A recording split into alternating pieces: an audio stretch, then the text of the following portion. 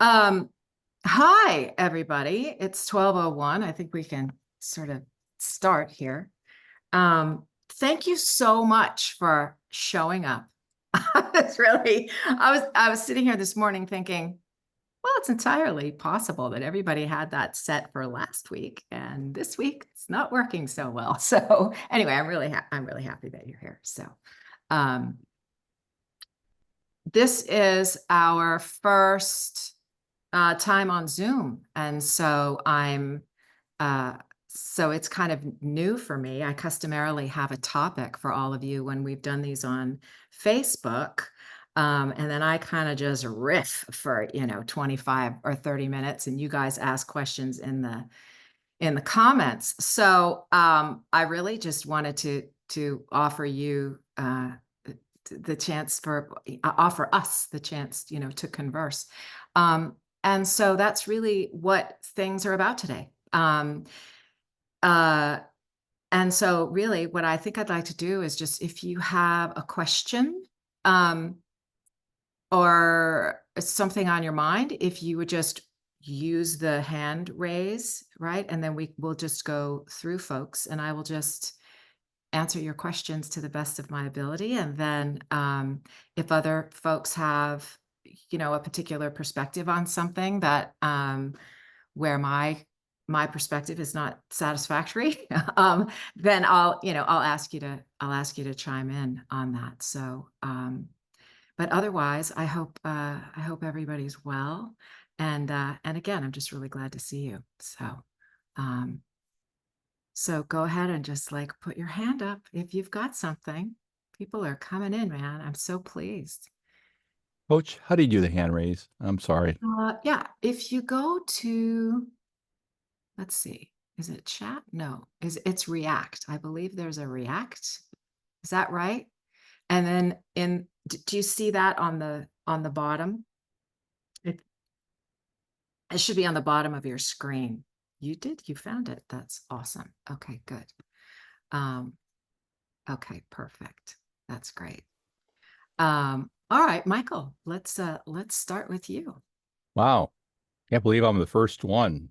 Um, You're quick on the look draw. That's good. at, look at the stellar cast who showed up today too. Thanks all for being here. I appreciate that. Yeah. Question I have, how are you keeping pace with what's happening in AI? Obviously related to voiceover is almost, I would say, overwhelming at times. But how are you personally keeping abreast of how it's affecting the industry? Are there any rags you read or online forums you go to, et cetera? That's a really good question. Um, have sort of approached AI um, like I've approached every other roadblock or, hurdle in my voiceover life. And that is I let it ride and I do the work that's in front of me. Um, and I think what I've seen of late, and this is purely experiential. I don't have any facts to show you, or um, I've seen several I've seen several people talk about clients that have come to them and said, we started with AI on this thing. It's not really working for us, and so we want to hire you. We want to hire a person. And my sensibility is, and again, so much of our own sensibility has to do with how we view the world. And I'm sort of positive in my outlook about things. And so I just think, great, let's follow that trend, that I think AI has its limitations. And for some things it's gonna work, and for other things it's not. And we just have to sort of be patient with that and advocate for real voices and really see how it plays out. I think it's so early in the game that it's hard to know what will happen. Certainly AI is going to keep getting better. That's true, you know. Um, but again, there are only so many things that we can control. And that's why I think it's just really important to advocate for um, advocate for humans, Nava, like Nava does, so sort of stay with those organizations that are advocating for us, right?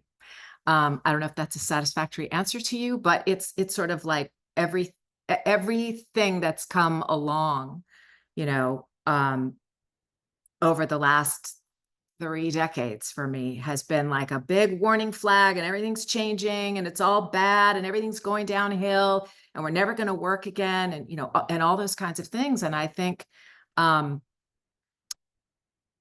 I think for some people that will be reason. I think for some people AI will be a reason to not continue to pursue voiceover, and that's a decision that that people make, and we find we make a choice, about whether or not we're going to stay in the game and continue to do the work that we do, and sort of face our obstacles. So yeah. By chance, have you used to any degree, I kind of asked this, chat GBT in your work? Because to me, it's almost another source you can tap into for information, do Q&A. And I haven't done it yet, but I've heard a couple other VOs who have. It's like, wow, it's really enhanced what I'm doing. So I'm just kind of speaking out of the side of my mouth here, but I wonder if you've used it by chance to any degree yet. Okay. I haven't. No, Okay. I have not. It's like what's revealed, in all of these things is I'm still pretty much an old school girl, for as much as I work to stay on the cutting edge of things, there are some things I go, okay, I'm good with that. Okay. I really do try to keep my eyes focused on my clients, and my auditions and my coaching, and so I don't have a lot of experience in it. So Okay. Thank you. good. Doree, I see you.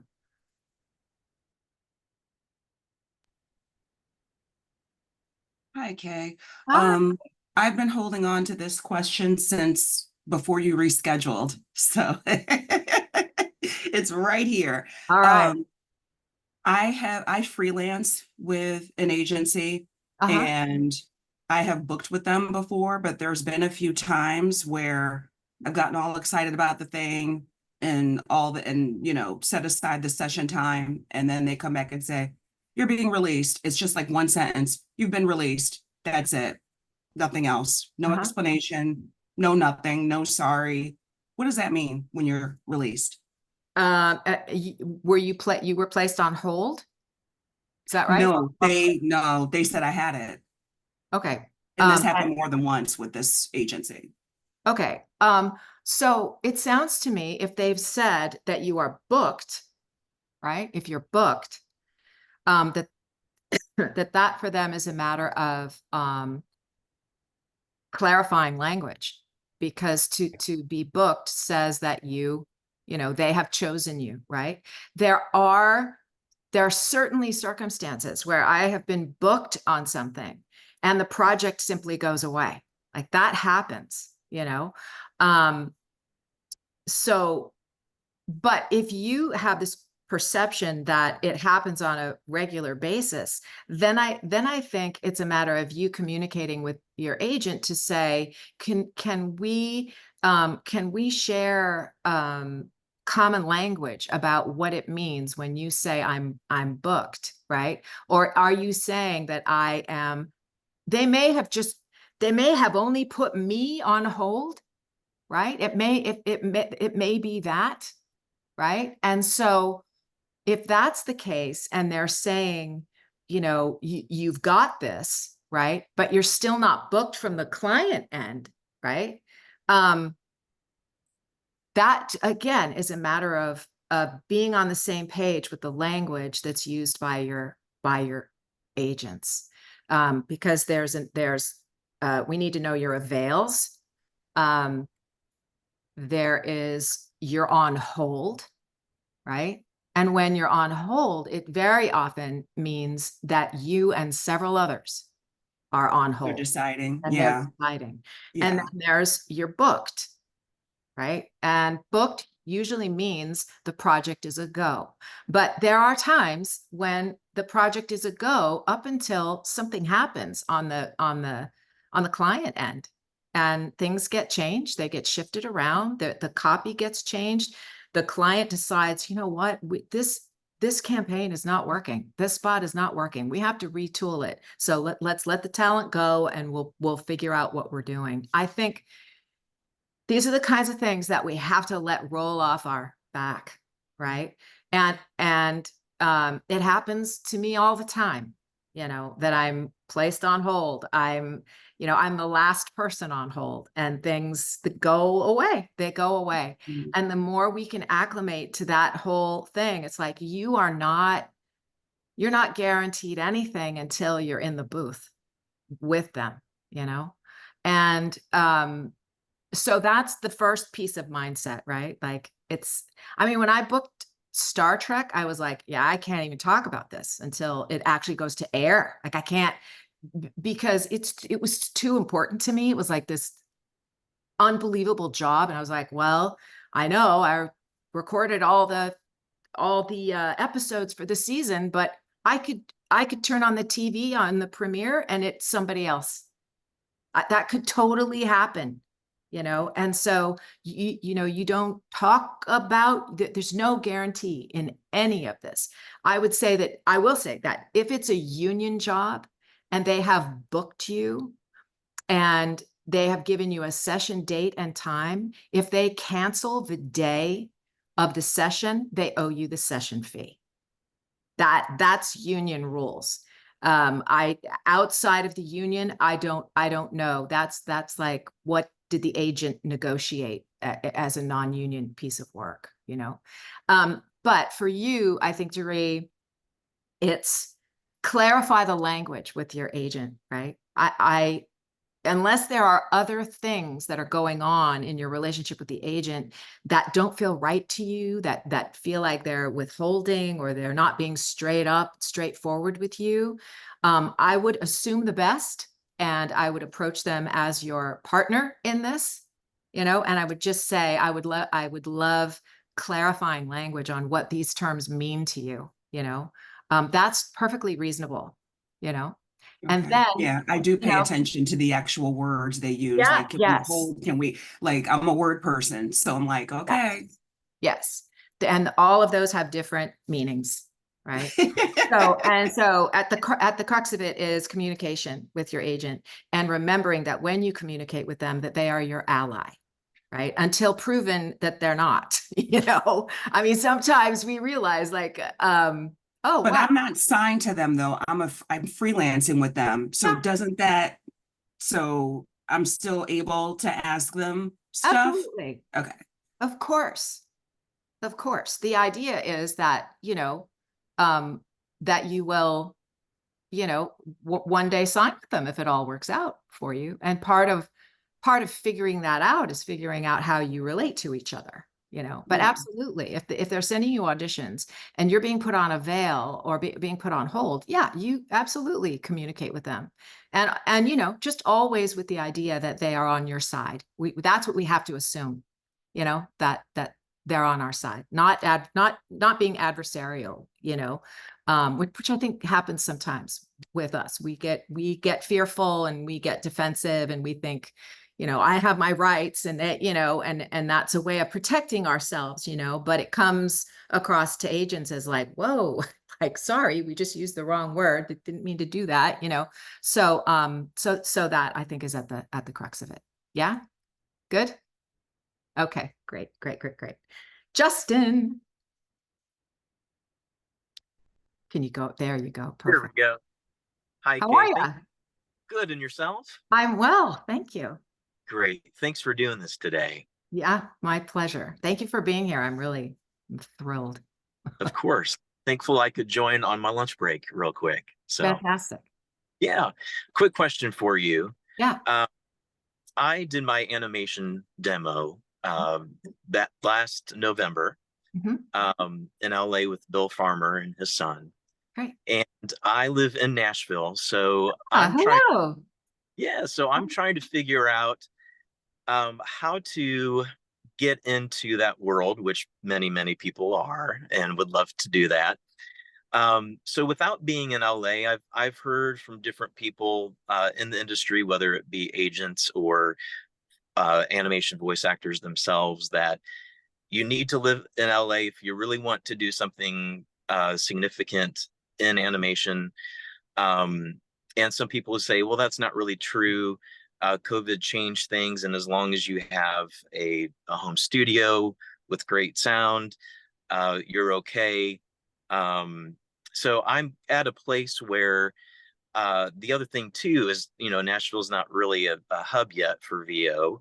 So Okay. like where, as far as, agents go, I know primarily those are in LA, New York, Atlanta.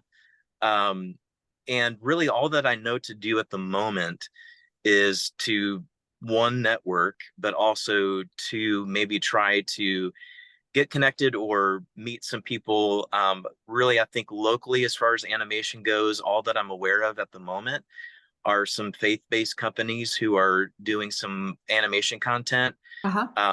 I know Lipscomb has an animation department, so I reached out to a couple of professors and said, hey, I'm willing to help any way that I can, just to kind of, get a foot in the door, give some, free time, and help some people out if I can. But just thought I'd ask your advice on maybe a direction or insight or wisdom on how to really get things going. Sure. It's a great question. My daughter just toured Lipscomb for Did she? for the sole purpose of, she's interested in the cinematic arts program in video game design. So Nice. yes, I am familiar. And I think that that's a brilliant idea. And I would, if it all sits well with you, I absolutely would contact those companies that are in Nashville that are doing faith-based stuff, because that's big stuff. It's like Veggie Tales was a phenomenon, and so I do think that, in that respect, it's like bloom where you're planted, right? And if this is where you are and where you're going to be for the foreseeable future, I think that is very smart. I will say this, because I was in LA for the entirety of my career up until 3 years ago. And I'm in Nashville at Thompson Station, and I have my home studio. And during those, I moved in 2021, so kind of in the midst of COVID. And I had already established some relationships with animation houses in Los Angeles. And so during those years, that is true, that even though I was out of town, it didn't seem to matter that I was out of town, right? Because they were recording other talent remotely, even though they were in LA, right? So the thing about that, though, is that I had established a relationship with them already. They already knew my work. And so they knew, like, well, we're going to audition her. We know how she works. And so if she's right for the part, then there's no barrier. There's no sort of question or doubt in our minds, right? And I think that matters.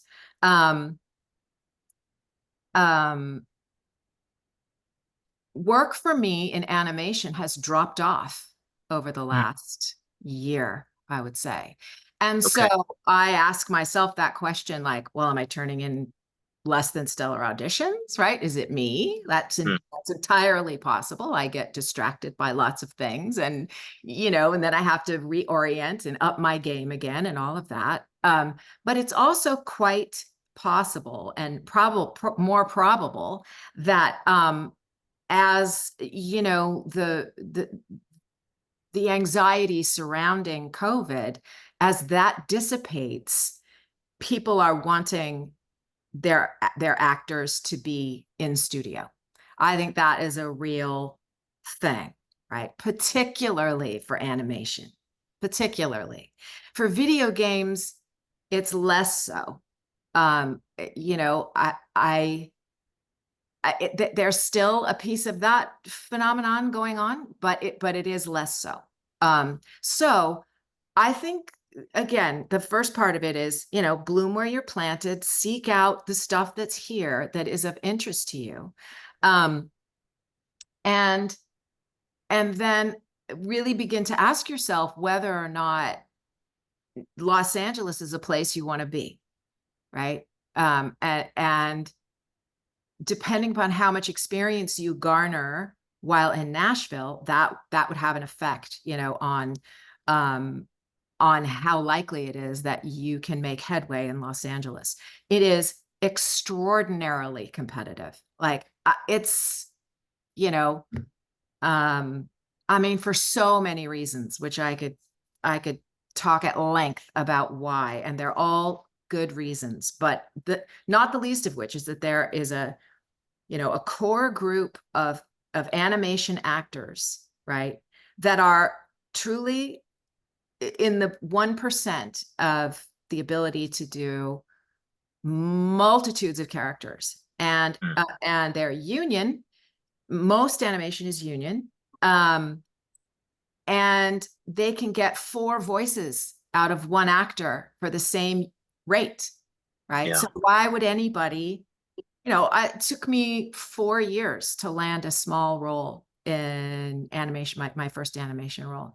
And I think it came after 4 years of consistent auditioning. And then, you know, an agent, you know, that that used to be with Atlas moved into casting at Nickelodeon and heard enough of my auditions that they finally just were like, yeah, let's give her a shot. But that's like, there's so much to that, you know, and it wasn't like, boom, I was an insider from that point on, not in the least, you know, like it is a tough market to crack. And so that's the piece of reality that I would shine on your question.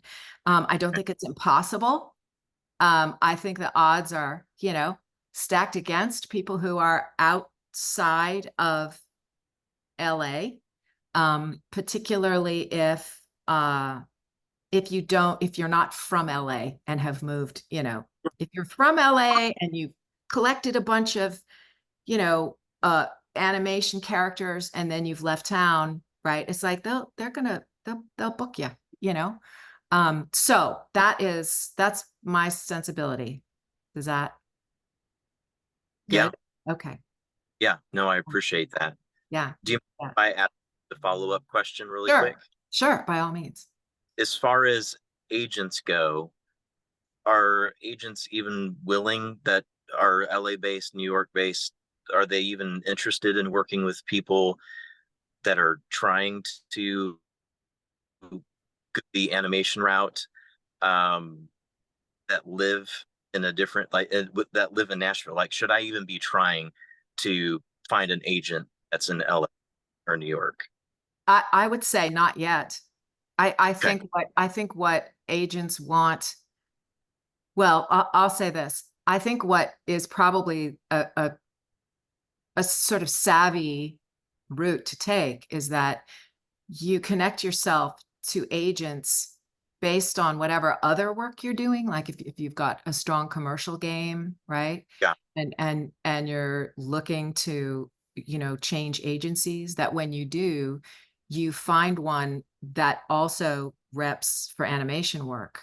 And then Got once you kind of, I mean, that's what I did. I didn't do animation for the first 25 years of my career, you know, but the agencies I was rep by had an animation division, and my work was solid enough, you know, so that when I said, would you guys send me animation copy? They're like, yeah, we'll send you copy, you know, and then I Gotcha. had to prove myself, you know, if I didn't, you know, and it was a long road of doing that and learning and growing in it and becoming more comfortable. But they were willing to do that with me. So that's really the route I would take. It's like, make sure that whatever representation you look for, that they have the things that you wish to grow into. Great. Yeah. Okay. Thank you so much. Okay, good. Yeah, you're welcome.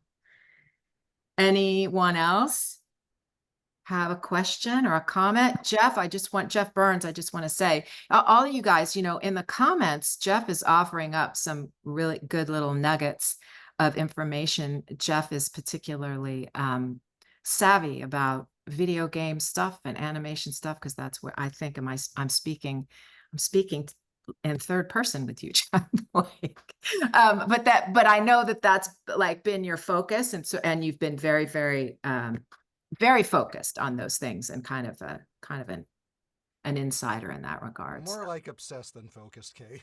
More obsessed. Well, there you go. That's good. Okay, Joy, you've got your hand up. How are you? I'm doing good. How are you? I'm good. Thank you. I gotta say, Jeff kind of took my question. Jeff Burns did? Yeah. Because see, I live just outside of Detroit, and basically I was looking for the same thing, on how to get into animation. Okay. All right. All right. And only difference is I'm willing to travel to Los Angeles. I have relatives in LA. All right. I have cousins. I have cousins. I have an aunt. And what I'm doing right now is I'm looking to go right now. I'm looking to go into work with commercials, just to get the experience of basically doing things in front of the camera. Great. That's fantastic. There's on-camera opportunities all over the country. I mean, Atlanta is a hotbed for on-camera stuff. Right. Oh, yes. Right. So that's fantastic. I think, again, when it comes to animation and video games, we're really talking about representation, because most of that work, when we think of the work of animation and video games, those are, we think of Nickelodeon, and we think of Disney and Cartoon Network and DreamWorks, and those are all companies that rely on agents to find their talent. And so then it's a matter of, you may be willing to travel, which is awesome, right? So then it's a matter of establishing a relationship with an agent that has those relationships with those companies, that do that work and provide auditions for that agency, and then communicating with the agent that, like, have work will travel, and that you'll get yourself there in a timely fashion. It can be a pretty quick moving, session booking process, and I'll say this, there have been a handful of auditions animation auditions that I pass on, because I know that it would be in person and I can't get there, and it's a one-off, it's something. But there are other roles that are that I know will have residuals. And so even if it's booked tomorrow and I have to spend $1,200 to book a flight to get to Burbank, I may miss out on the session fee, if you will. It may be a wash, but I know residuals are coming. And so that prompts me to say, all right, I'll travel, I will do that. So there are a lot of things to consider when you consider traveling, for a job. But it's that agent relationship. When we want to do animation with those prominent animation companies, that's the relationship that we have to really be focused toward making. So cool. Exactly. You're right, because I'm on a mission. I mean, as far as I know about as far as the travel expenses, but I know that there are, as far as commercials and maybe even some parts in some movies or things like that, where they're casting costs as far as doing extras and other little other little bit parts. I'm just basically trying to get my foot in the door, try to get a little toehold, just try to establish a relationship somewhere, somehow, some way, just try to put my name out, just try to put my name out there, so maybe someday just try to get something in animation. But it's definitely, I've been in the business for 3 years now. Yeah. And as far as looking at the Nickelodeon, the Disney, the Pixar, and everybody else, I'm just, even in trying to locate where they, where they have their casting calls and everything, And I've been on a pay to play. I don't know how you feel about pay to plays. I've been at, from what I heard, is Backstage. Yeah. So I'll say this, and then we'll Steve, you're up next, and then James. Pay to plays, I think, are very useful. They're useful for acclimating to the process of auditioning. They're very useful in coming to understand what it is that you need to have to have up on your page in order to compete. But they too are, there are tens of thousands of people on pay to play sites, and so it's a very competitive place to be. But I think you can learn a lot from them, right? And my favorite course is put on by Voice 123 Pros. That's the website, Voice 123 Pros, and it's Natasha Marchevka and Catherine Toll have created this, and it's a very good course. I took the course myself. I think it's a great place to go and learn how to use pay to play sites to your advantage. And so that's kind of what I would do. Backstage is another one that is just vast. It has a vast readership. And again, it's a little bit like a needle in a haystack. Those are my suggestions. So thank you so much, Joy. I appreciate it. Thank you. Yeah, you're welcome. Thanks, Kay. Sure. Steve. Yes, hello. Hey, how Hi, are you? Kay. I'm so happy to be on this call with you. It's been a long time. How do they say that? Long time listener, first time participant, I guess. Yeah, long time listener, first time caller. Yeah, I've seen you on Grave for the Brain, seen you on the Voiceover Besties. Anyway, so my question is related also about agents, but more with my specific situation. So I live in Canada. I'm going through the process of getting an ITIN number so that I can have a W8 BEN form completely flushed out and ready to go.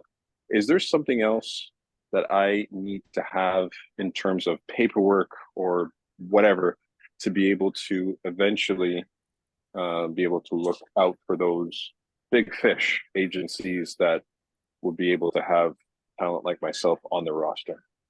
Oh, goodness. What a question. I wish at this moment that I was an attorney so that I could give you some useful information. I think whatever it is, and I'm sure that you've done a deep dive on this, right? Whatever it is that whatever ducks you need to have in a row in order to work in the United States is what you need, right? And I'm not certain. You could certainly, you could probably, well, there are so many Canadian voice actors, right? Like I just imagine that there are Derv LaTrainer, Emma O'Neill, Mark Scott. Yeah. And I'm confident that they would have better information than I, right? It's not a process that I have been through. Then maybe if it's okay to ask a follow-up then. Yeah, for sure. If you're able to put yourself in the mind of an agent, are you less likely to have a Canadian on your roster? Not if you're good. Okay. Not if you're competitive. Okay. Not if you have a track record of booking. I wouldn't be. And I think that is, when I very, very, very, very rarely refer talent to the agent that represents me, right? I think I've done it 3 times in almost 40 years, and Okay. and actually one person was Australian, right? And she fit a category that was that had a space in it on their roster. you know? And so that worked, you know?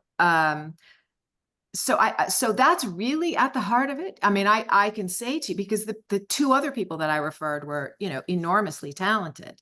One, I Mhm. think was signed and the other was not, right? And it's like, it wasn't because they were less talented. But it was really how is the roster filled out at the moment? Where are our needs, right? What's missing? What do we like? That's one of the biggest pieces of the puzzle, you know, about just Perfect. whether or not it's the right fit at the right time, which is why I think if you get positive feedback from an agent, even if they decline to sign you, if you get positive feedback and they say something like, you know, we really liked it, we don't have a space on the roster, but we'd love to talk to you again, like, that's lovely. Like, hang on to that, because they Mhm. mean it. They mean it. They're not going to say it if they don't mean it. So, Okay. that I think is the biggest piece. So, Thank you. I appreciate that. yeah. And shout out to my coach that actually piped up in there too, Brad Hyland. Oh, right on. Is Brad still here? Yeah, If, well, he piped up in the comments. if you guys are not speaking, if you would please mute, that would be great. Someone's mic is open.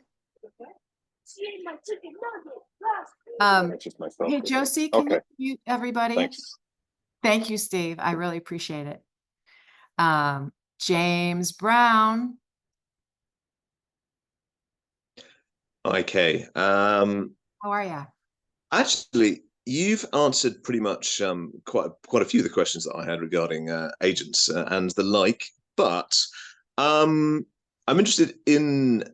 I'll ask something else actually about direct contact with clients. Do you have particular techniques that you use when, for instance, you're approaching corporate or mainly corporate clients, because that's the others, the commercials and whatever tend to come through agents, I find. But for corporate work, which I get a lot of my direct work from, do you have a particular technique that you use to reach out to clients directly?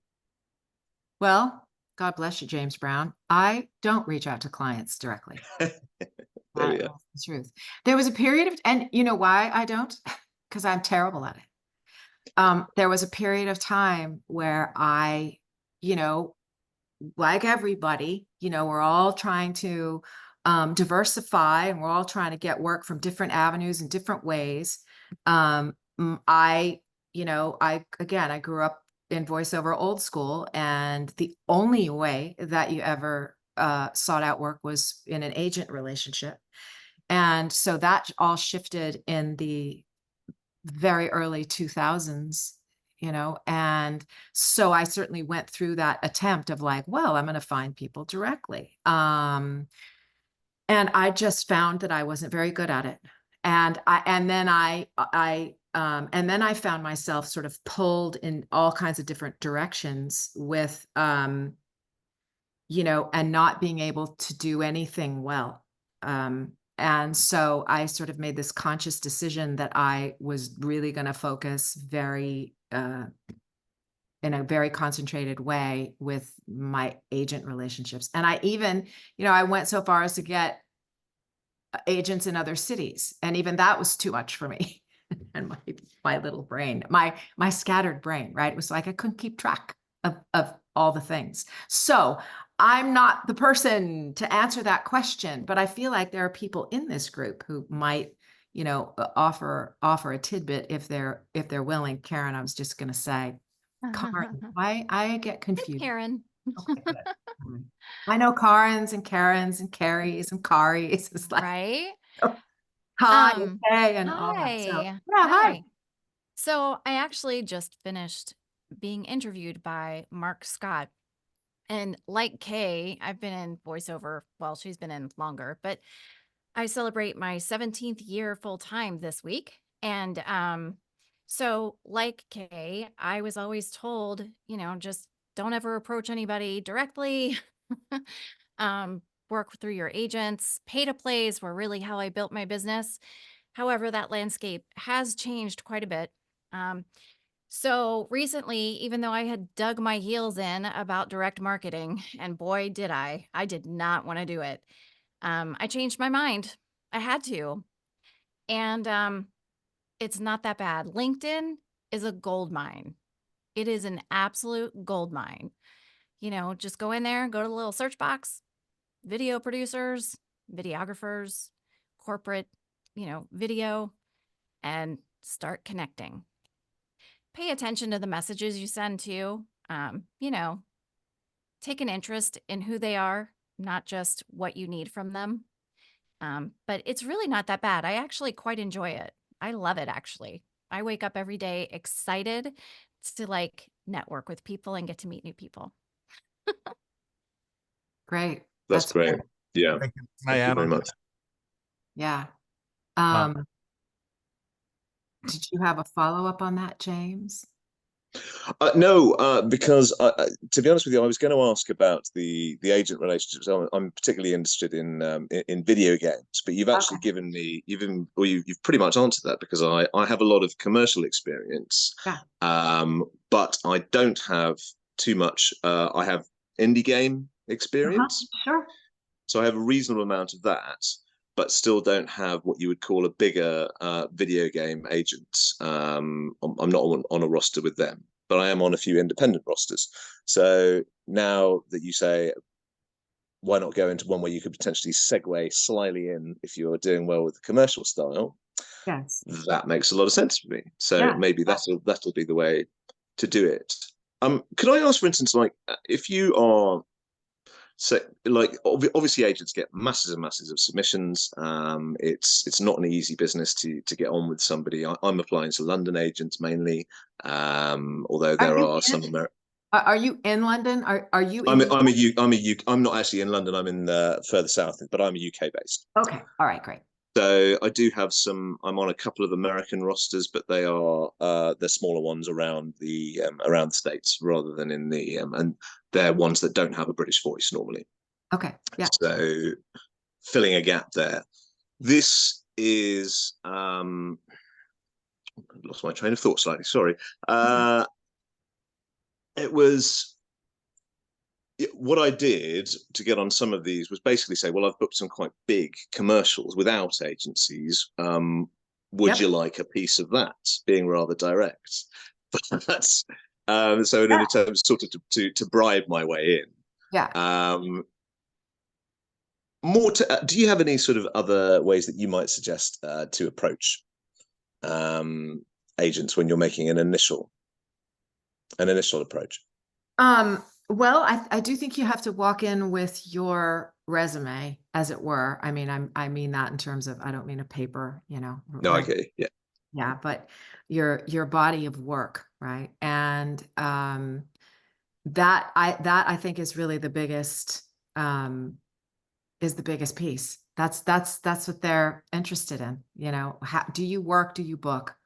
Sure. Right? And at what level are you booking? And I think indie games are great. There's so much work in indie games, and they very often an indie game is what ends up winning, a video game award out of the blue. You know what I mean? And then all of a sudden, the people in it are sort of catapulted, and become, the hottest thing, and they get approached, and I mean, that's a rare thing, but it happens, right? I mean, I'm just saying that indie games are not nothing, right? They are something.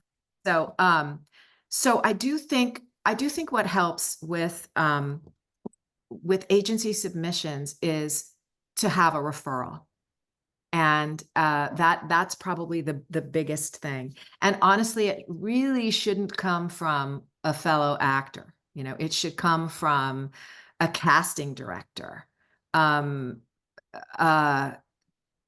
should come from a renowned coach, right? Who's trusted in the business. who can say, yeah, I worked with this guy and he's phenomenal, or, what varied talent, he has, and his capacity to take direction. And, that's really the way that I think agents will listen. It's not a guarantee, obviously, of being signed, but it will sort of put you at the head of the line, in terms of them listening to your demos. I know Atlas Talent listens, I think they do once a month. The entire team listens to, I think they have some assistants who listen to things and who kind of cull stuff of sort of cold submissions that come in. And then they've got the submissions from people who are referring, to them. And the entire agent, all the agents sit and listen, right? And so again, it's just another way to sort of get yourself listened to, if you will. Most of the reputable talent agencies, I shouldn't say reputable, I mean, most of them are, but it's, the top 5, if you will, who are handling most of the animation and video game work.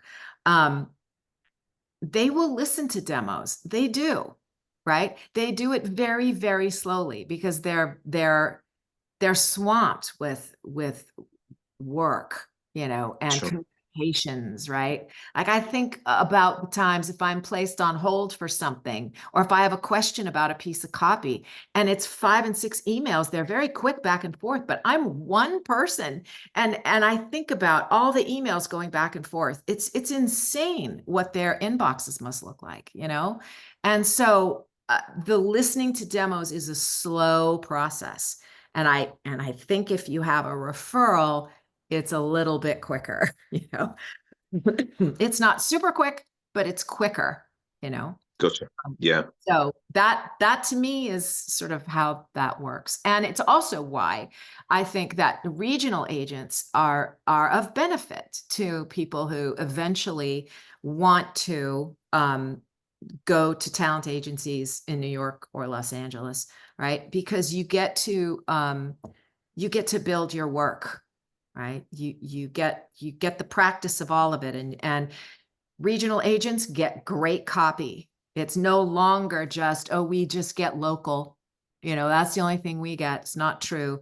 Casting directors of the highest caliber, they cast a wide net and they send to regional agents, and they get good stuff. People who just have regional agents build very lucrative careers. Not everybody. I mean, it's very hard to have a really big lucrative career these days, but they are an option, right? Like they're a step. Sometimes people who take that step realize, yeah, it's a destination and I'm good here, Others are sort of like, it is a stepping stone to build more work and to then become more enticing to a Los Angeles agent. So I hope that is. Ace. Dig in the black book. Right. Thank you very much. You are very welcome. Let's see. Let's see. Okay. Let's see. Joy, did you have another question? Or is your hand just still up from before? Oh, can't hear ya. Need to unmute.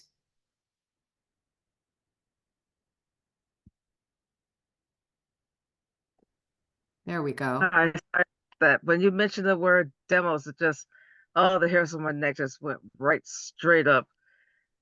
Do you know of professional demos versus DIY demos? Yeah, that's a really, really, really, really big topic. Yes.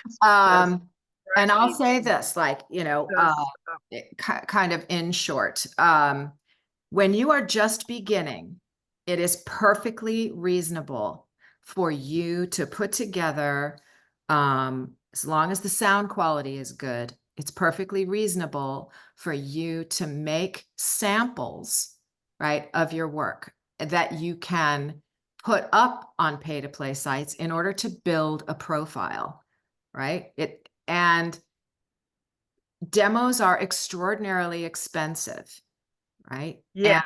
So, so you don't want to make a demo before, ahead of your capacity, if you will, right? For that kind of a project.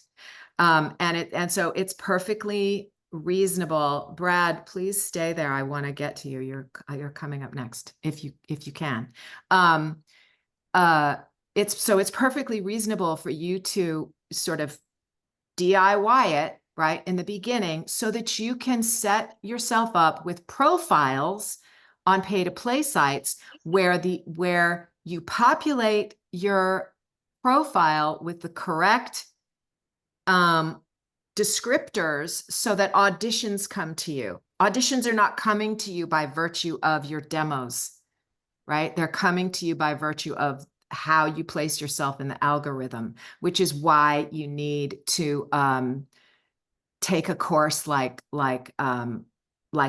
Natasha and Catherine's. It's not an expensive course. I think it's $175, which is a lot less than a demo, right? So that's my suggestion. But yes, I think that there are steps along the way to making professional demos. And we really do have to have some, it's like, which comes first, chicken or the egg, right? But we do have to have a little bit of experience under our belt before we should drop any kind of cash, any sort of large amount of cash on a demo, because you don't want to make one where you're not ready to do it because it will have been a waste of money. And that's kind of tragic. So very roughly here, I want to say, yes, it's entirely reasonable for you to do some DIY samples of your voice so that you can populate pay-to-play sites. Yeah. Okay, but as far as anybody up the how should I say, up the ladder, such as anybody else, like Nickelodeon or anybody else, it has to be professional, correct? Yeah, that's not a demo that you would send out to Nickelodeon or to get an agent. That it's really for you to get yourself started on any sort of pay to plays where you can solicit auditions based on the algorithm, right? Not based on the quote unquote quality of your demos, right? They're really placeholders is what they are. They become placeholders.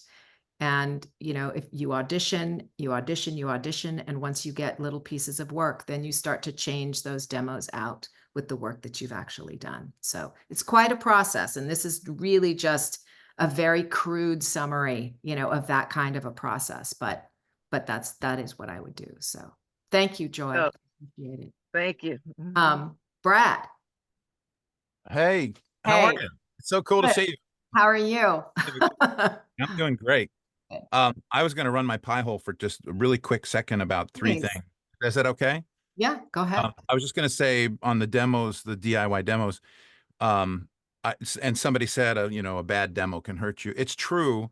You can do samples for voices and 1, 2, 3 and some others, but really don't do a real demo where you're trying to mix and do the post work. If you have something simple like a voice messaging or anything like that, and the other thing is don't jump into pay to plays casting sites unless you're trained and ready and confident and are competing professionally. It's not a place to go, I'm going to see if I'm good at this. It's, you're good, you can compete and you can book and make people proud of hiring you, that kind of thing.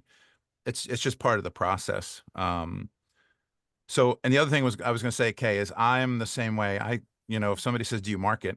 My first answer would be no, but I do, because when I started full time, I was just kicking indoors with casting sites like you were, Kay, I think. And I've made that work, and I've sort of followed the bleeding edge of what people are hiring that way.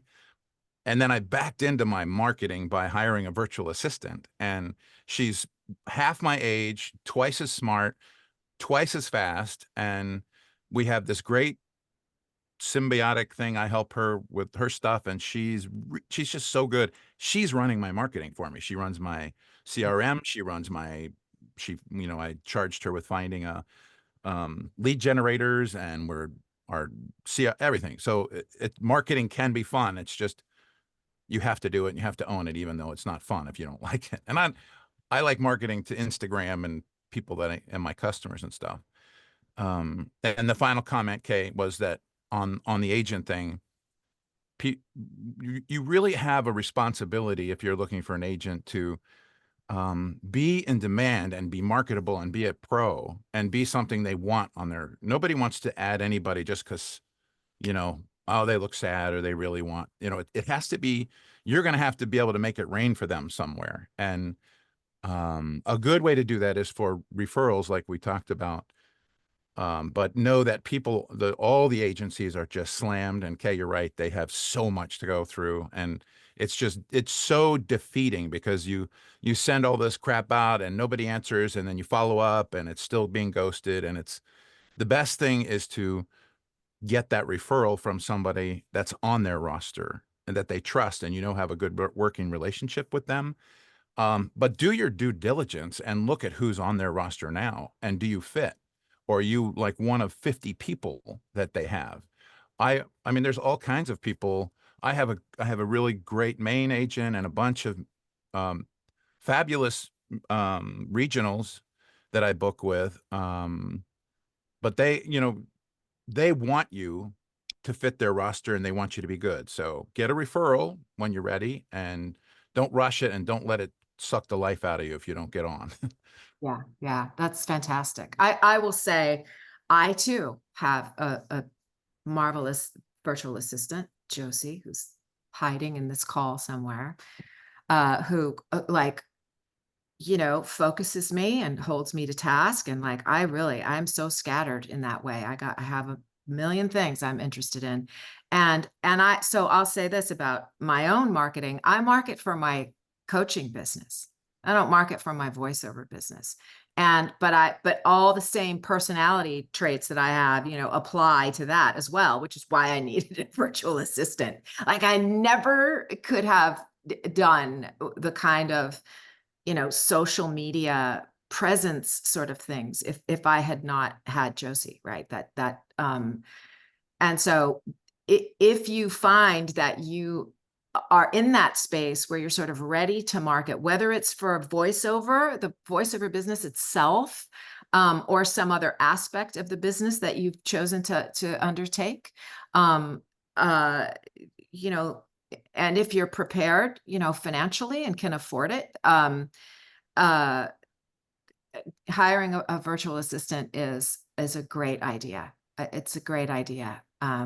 It helps everybody, so I take your words to heart, Brad, just about, it's very true. I get a little, I'm not quite as thorough on that answer about pay to plays. And I just think it's really good, a really good point that you bring up, that it isn't so much about sort of going on there to practice, right? That isn't necessarily helpful. And that really what you need first is coaching, and you need an orientation to the business. And voiceover is an expensive venture. It just is. And you can't get around it.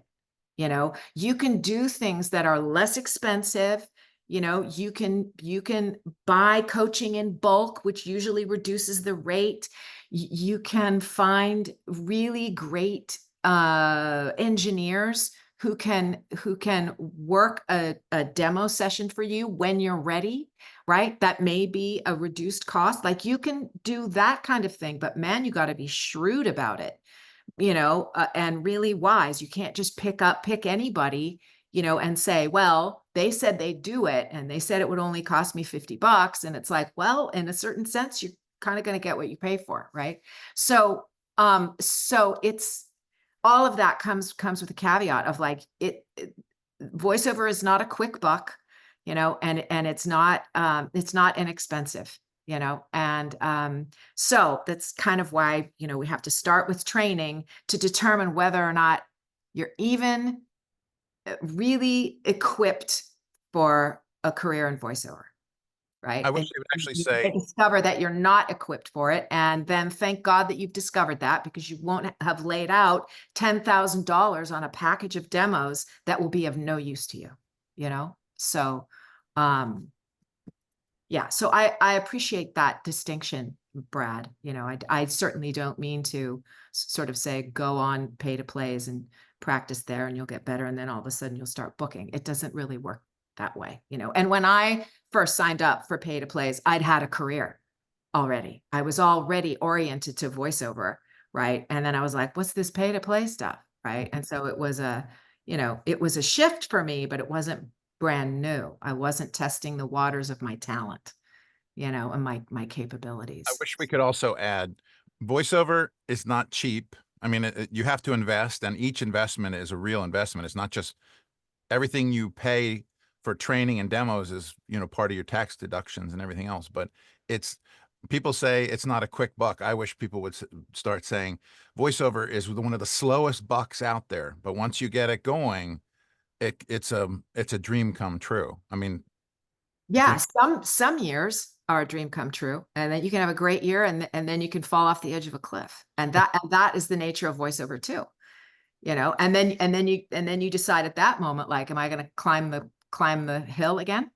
Am I going to do that again? And you know, and the people who are in the business long time, they have been high and they have fallen off the cliff several times, and they've chosen to climb right back up, right? And go through the hard work of reorienting and relearning and, you know, all of those things, and shifting and reinventing and all the things. Jeff Burns, that's why Rob Paulson still works. Yes. I love to tell the story, you know, after of Rob Paulson, who's, you know, Pinky and the Brain, and, you know, Animaniacs, and Carl, you know, Weezer, who's my favorite. But, you know, he won an Emmy for Pinky and the Brain. And I just remember him telling me, you know, that for the next 2 years, his phone didn't ring, you know, and his whole thing was like, yeah, an Emmy, he changes the dollar amount every year, but it's now it's like an Emmy and $7 will get you a latte. And it's so true. I mean, if you can imagine creating iconic characters, and then you sit in your living room waiting for calls because nobody's calling you. And that's when he started to reinvent himself, right? And all the things that I mean, it was remarkable. His story is remarkable. So yeah, you ride high, and then not such a good year, and then you climb back up. So, any last questions before we go? It's 1:03. You guys have been awesome, and I so appreciate your time and being here and your contribution. Truly, Karen, thank you so much. Brad, I know left already, but and Jeff, I really appreciate your contributions to the conversation, your knowledge and experience. Really, really, really grateful. So, if not, then I'll see you in a month. And feel free to come back with any new questions that you might have. So, all good?